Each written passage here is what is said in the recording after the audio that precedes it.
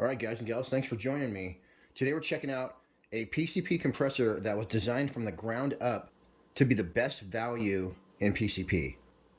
This is an affordable compressor. Once again, it's designed to be the most affordable, best deal you're going to get for a portable PCP compressor. This is called the PCP Kong, and it says this new portable compressor has enhanced internals over the competition. The description says it's a little workhorse. It has a built-in power adapter, so you can plug it directly into your 110 volt outlet, or you can use it with a 12 volt car battery or a 12 volt standalone source, which would be a little LiPo battery. It's for pumping up your gun only. It's not for filling big scuba tanks, but it goes to 4,500 psi. It has adjustable pressure setting, auto shut off, fan cooled, weighs just 18 pounds. It's just 11 inches long, 9 inches high, 8 inches wide. This uses 100% silicone oil only, otherwise known as treadmill oil. They actually give you a full bottle of silicone oil too with the compressor, so you don't have to buy any. It's good to have around when you're using air guns anyway. And it comes with a 1-year warranty. So I cruised on over to the Pellet Shop to check out the stats on this compressor, and I couldn't believe it. Last time I was on this website, all they sold were AEAs, and now they sell tons of stuff, including just on the compressor page. There's about 6 different options. As well, they got all your favorite brands. So if you haven't been to Pellet Shop in a while, you definitely need to shoot over there and check out what they got going on. Super awesome. All right, let's check this out. Right there is quite a large moisture filter, and that's a 1/8 quick disconnect Foster fitting. And you got your hose right here. You're going to put this end in the compressor. Got a nice fat 110 volt cord to plug it into the wall. Oh, more moisture filters. Wow, these are some totally heavy duty cables, and then that plugs in right there to the compressor, and these go on your car battery. It's best to have your car running. And then this is just a whole bag of, whoa, it's a whole bag of goodies, anything you need. That's a burst disc right there. As well, you can rebuild, I think, your whole compressor with this stuff. So, nice bag of parts there. And looking in the top, that's what you're going to see. Very nice. Kong PCP. That's your pressure right there. I think that is your load. And we got some nice looking buttons right there, definitely. Let me get this out of the box.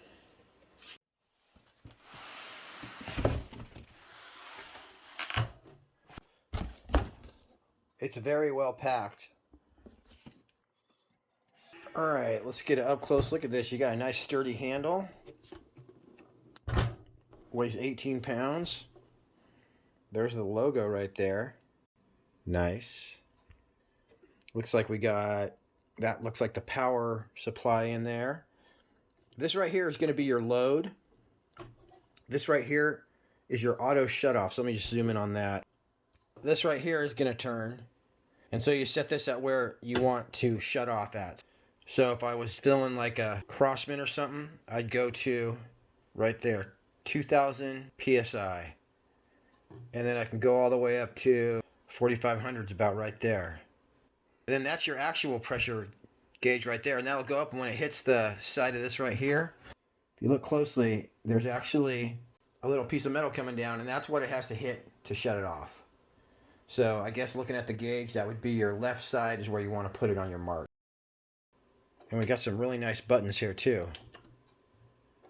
So I'm sure those are going to light up. This is called the Lil Foot, by the way. So this right here is the front. You got your 1/8 quick disconnect Foster fitting right here. Underneath that is your burst disc valve. And right here is your bleed valve. So you're going to want to tighten that before you start filling your air, but we'll go over that. Right here, some ventilation. That thing's, your fan's going to kick out a ton of air. So you have to be sure not to have any of these sides by a wall or block any sides of this. Don't put it on the carpet because although there's no vents on the bottom, it's just best to have ventilation under here.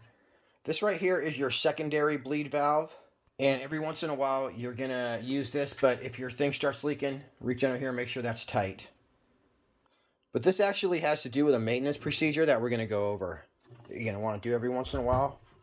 Okay, and then nothing on that side. That's where you put your Pellet Shop sticker.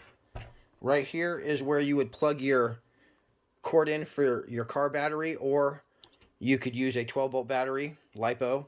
There, of course, is your fuse, and there's more ventilation that you don't want to block. Yeah, so that's it right there. That's the Lil Foot. It's supposed to be a really good compressor. Oh, we forgot one thing. There's where you plug your power cord in.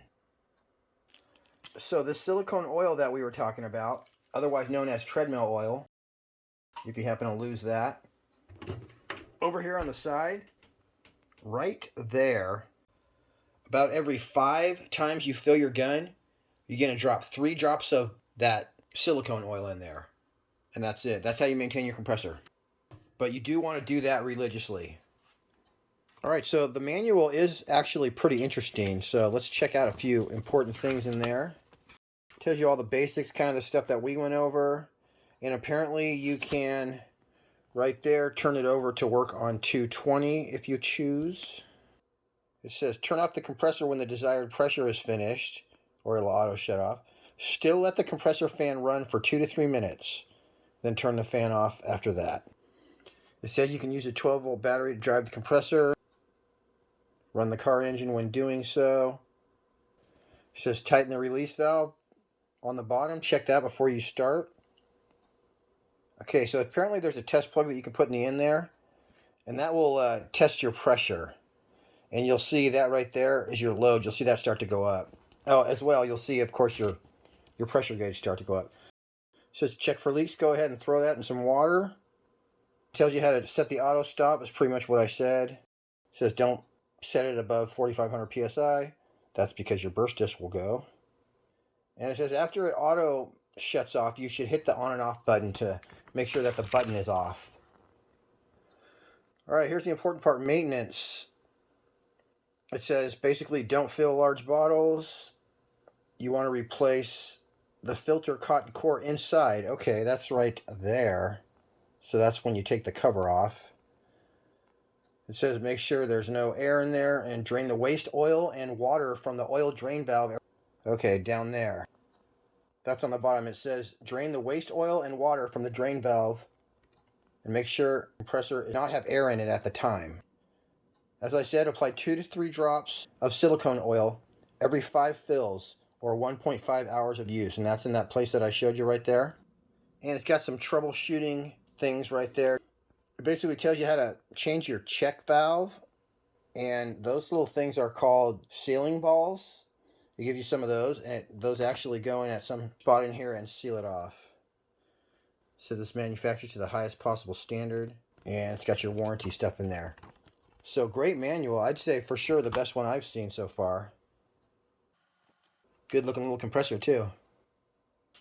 Okay, this is a 12-volt LiPo battery. Unfortunately, this is what's called an XT60 connector. And this one takes an XT90. So if you want to get a battery like this to run your thing, just get an 11.1 volt is what they call the 12 volts with an XT90 connector that looks exactly like this, but just a little bit bigger. I'm going to go ahead and just plug mine in. Boom, there we go. Alright, let's see what happens when I give this thing power. Now, general rule is that you want to plug air compressors into the wall only and don't use extension cords. I am using an extension cord this time just to see what's going on. Alright, I heard something go on.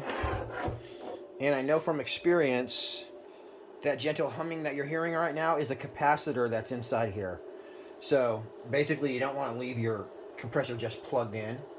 So what we're going to do is, with our bleed valve opened, okay, and actually we have to check this one on the bottom before you do anything. Yeah, make sure that's nice and tight. It is. Alrighty, Roo. First thing you're going to do is turn on your fan.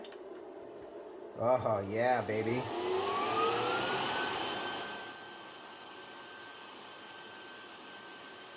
And then you're going to turn on your compressor. When you're pumping up your gun, your load should be around 24, 25. When it reaches the point where it's 28 or more, that's when it's time to drop a few drops of oil in your oil port.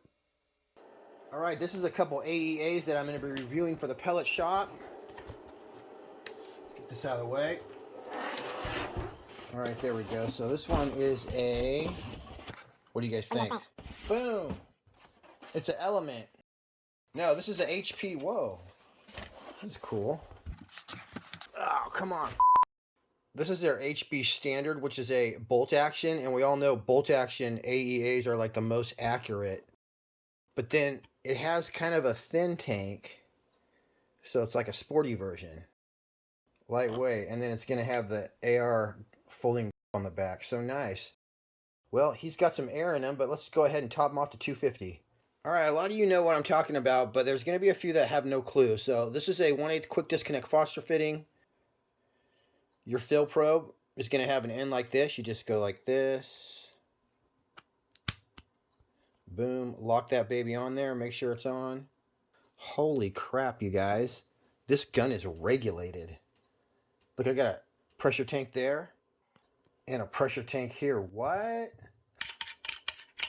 Okay, there we go.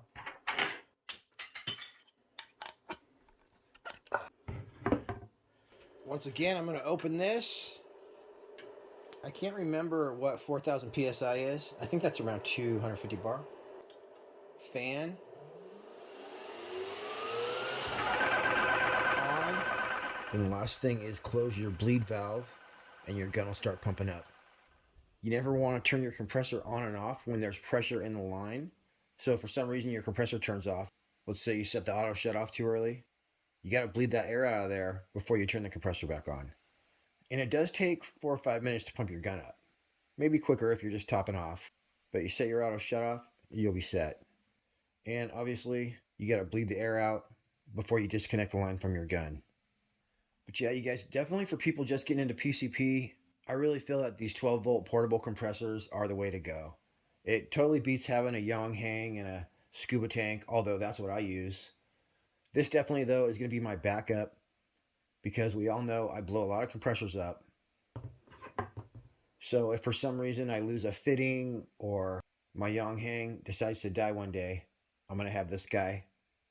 As well, these are super convenient because if you're running a 300 bar gun, 4,500 PSI, the only way you're going to get that up to 300 bar every time is with a portable compressor like this. A scuba tank won't do it. Alright guys, so that's it for me on this one. Like I said, shoot over to the Pellet Shop. They got a ton of new stuff and a ton of new brands. So I think the Pellet Shop's definitely going to end up being one of the big stores in the PCP airgun world. Alright, I appreciate y'all tuning in. Until next time, happy shooting.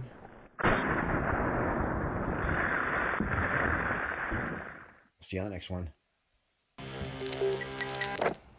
By the way, guys and girls, you do not want to miss the Demolition Ranch Zeus video.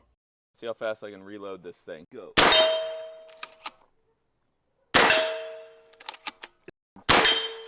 Woo! You're going to see the Zeus like you've never seen it before. I watched the whole thing. It was super, super enjoyable. So there's a link in the description. Make sure you check that out. Yeah.